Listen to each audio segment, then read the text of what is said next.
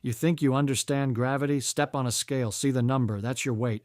Earth pulling you down. Simple. Drop something, it falls. Moon orbits Earth. Planets circle the sun. Objects with mass attract each other. Newton figured it out centuries ago. The so-called force of gravity seems easy to understand. Simple.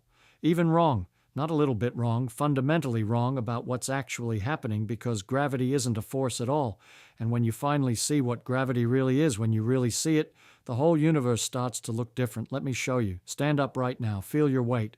What are you feeling? You say gravity. Earth pulling you down.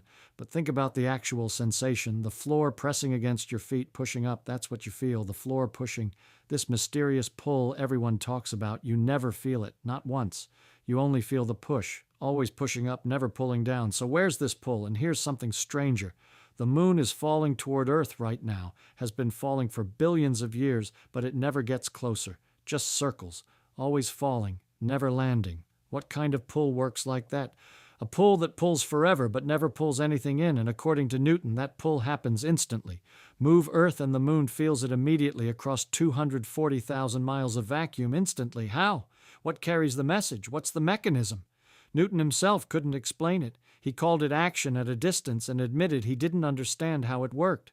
But the mathematics was beautiful. The predictions were perfect. So people stopped asking uncomfortable questions. They shouldn't have stopped. Go back several centuries. Nobody understood how planets moved. Copernicus said they orbit the sun. Fine. But how? What paths do they follow? Tycho Brahe built an observatory and spent decades recording planetary positions night after night, year after year, measuring angles with brass instruments to fractions of a degree. Why such precision? Because you can't understand nature by guessing. You have to look, measure carefully, write down exactly what you see. That's where real science begins. His data reached Johannes Kepler. Kepler wanted to find the shape of planetary orbits. He tried circles. The predictions were close, but Mars was off by 8 arc minutes, 8/60ths of a degree. Most people would shrug that off as measurement error. But Kepler knew Tycho's precision. That man didn't make 8 arc minute errors. So Kepler threw out his theory and started over. After years of work, he found it. Ellipses. Planets move in ellipses with the sun at one focus. Perfect match to the data. Beautiful. But it raised a bigger question. Why ellipses? Meanwhile, Galileo was doing simple experiments, rolling balls down ramps. Sounds trivial, but watch what happens. Roll a ball down an incline. It speeds up. Let it roll onto a flat surface. It keeps going. Doesn't stop immediately. Now imagine you could eliminate all friction. What would happen? The ball would roll forever. Same speed, same direction forever. This bothered people. Surely motion requires a continuous push. Surely things naturally come to rest. No, that's backwards. Motion is natural. An object moving in a straight line doesn't need explanation. That's the default state. What needs explanation is change. Slowing down, that's friction. Speeding up, that's a push.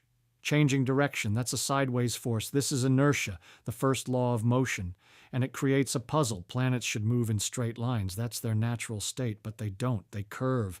Their paths bend continuously toward the sun. Something must be deflecting them every instant. What? Isaac Newton saw it clearly. Planets want to go straight. That's inertia. But they curve. Something changes their motion constantly. He called it gravity. Universal attraction between any two masses. The force depends on mass and distance. More mass means stronger force. Greater distance means weaker force. Specifically, force drops with the square of distance. With this one principle, everything fell into place. Why ellipses? Because planets are falling toward the sun while simultaneously moving sideways. The combination creates elliptical paths. Kepler's laws emerge naturally from Newton's force law combined with inertia. Why does the moon orbit Earth? Same principle. It's falling toward Earth, but moving sideways fast enough to keep missing.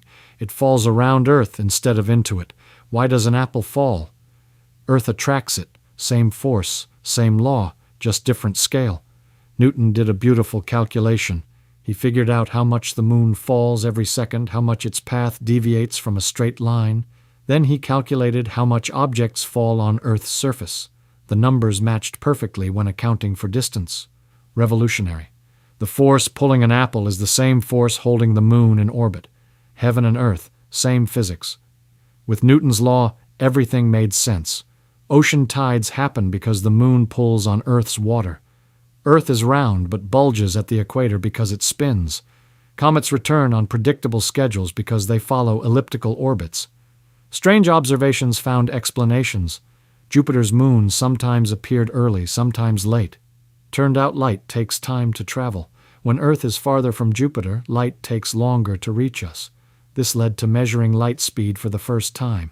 Planets wobble slightly because they pull on each other, not just on the sun. From the wobbles in Uranus's orbit, astronomers predicted a new planet, Neptune, and found it exactly where predicted. For 2 centuries, Newton's law of gravity stood as one of the greatest achievements in science. It explained everything anyone could measure. But there was one detail nobody could explain. Drop a hammer and a feather in a vacuum. They hit the ground at the same time, exactly together. The hammer has more mass, so according to Newton, gravity pulls it harder, much harder. But the hammer also has more inertia. It resists acceleration more, much more. These 2 effects cancel perfectly, not approximately perfectly. Every object falls at the same rate regardless of mass. Why? Newton's theory requires 2 different properties of mass. Gravitational mass determines how strongly objects attract each other. Inertial mass determines how hard it is to accelerate something. And these 2 properties are always perfectly proportional for every substance ever tested to incredible precision. But why should the attracting property of mass and the resisting acceleration property be perfectly equal? Newton had no answer, just the remarkable coincidence that made the mathematics work beautifully. Or was it a coincidence? Einstein asked a different question. What if it's not a coincidence? What if that perfect equality is telling us something fundamental about what gravity really is? Here's a thought experiment. You're in a closed room with no windows. You feel your normal weight pressing you to the floor. Are you on Earth, or are you in a rocket in deep space accelerating upward at 9.8 meters per second squared? Can you tell the difference? Drop something. It falls to the floor in both cases. Throw a ball horizontally, curved path in both cases. Stand on a scale, same reading in both cases. There is no experiment that can distinguish them. This is the equivalence principle. If you truly cannot tell gravity from acceleration, maybe they're the same thing. Maybe what we call sitting still in a gravitational field is actually a form of acceleration. Here's Einstein's revolution. Objects in free fall have no force acting on them. The falling apple, the orbiting moon, satellites circling Earth, astronauts floating in space capsules, none of them experience any force. They're moving naturally, following their natural paths. No forces, no pulls, nothing acting on them, but the apple is clearly falling. Yes, but what if the apple isn't accelerating at all? What if it's following the straightest possible path and it's space itself that's curved? This is Einstein's profound insight. Gravity is not a force between objects. Gravity is the curvature of space and time. Massive objects don't pull on other objects. They warp the space around them. They bend it, curve it, distort the geometry. The apple isn't being pulled to the ground. It's following the straightest possible path through curved space-time, but space-time near Earth is curved, so straight points toward Earth's center. You standing on the ground aren't being pulled down. You're trying to follow your natural path through curved space-time, a path toward Earth's center. But the ground is in your way. The ground pushes you upward, preventing you from following that natural path. That's what you feel as weight.